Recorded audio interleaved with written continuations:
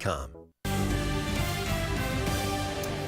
And welcome back to Hannity. Today, WikiLeaks released over 2,000 emails allegedly from Clinton campaign staffers. Now, the emails reportedly contain portions of Hillary Clinton's Wall Street speeches in which he claimed to be, quote, far removed from we the middle class.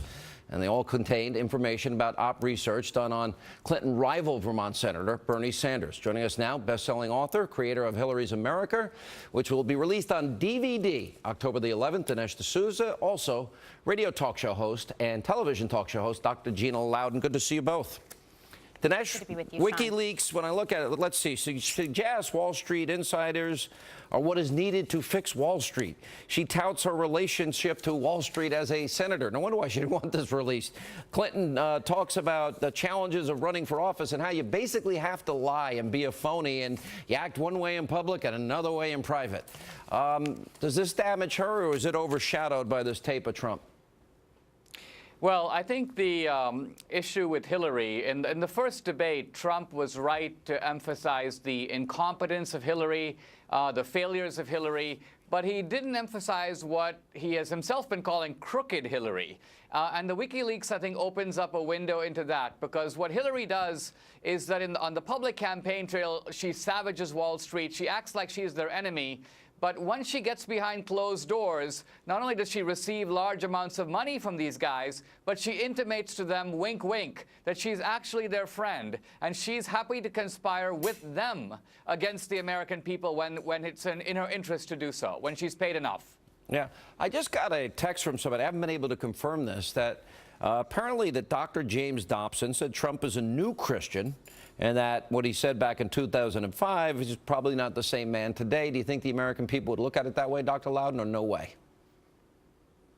I do think the American people would look at it that way. Sean, I was thinking tonight, I wish we had one of your, your town halls that you used to do where you had all the people in a room, because it would be interesting to ask a room full of men if they have never said anything remotely like that, aside from maybe pastors and priests, right, in their lives, because I think that was locker room talk. Mr. Trump has apologized. And when you hold that up and you look at what Hillary Clinton has done, look, in Mr. Trump's case, in the entire record of his life, Sean, no one was raped, nobody has died, no illegal servers were put in his, I mean, the list goes on. This is important because we're talking about his words, and then we're talking about Bill Clinton's actions, and Bill Clinton's actions and Hillary's defense of him, not only defending him, but also smearing women that made allegations.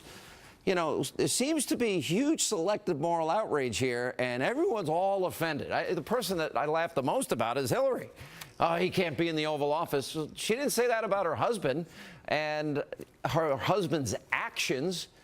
While he was in the White House, she went to bat to call Monica a narcissistic Looney Tune. So all these people just saying, oh, Hannity, you got to condemn Trump. All right, his words were wrong. But Bill Clinton's actions are far worse. So why is it covered this way? Dinesh.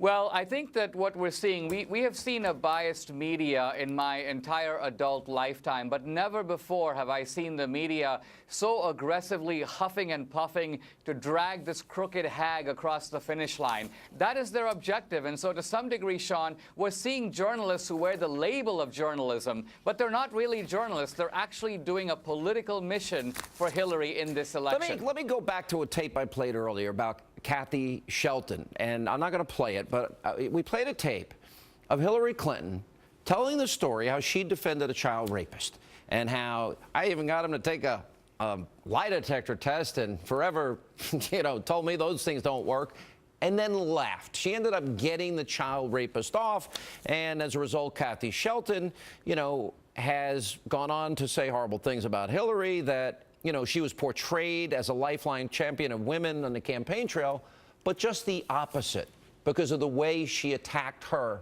as a 12-year-old girl. Now, my question, Dr. Loudon, is if that was Trump, I bet everybody in America would have seen that tape. I bet most people saw it right here for the first time tonight.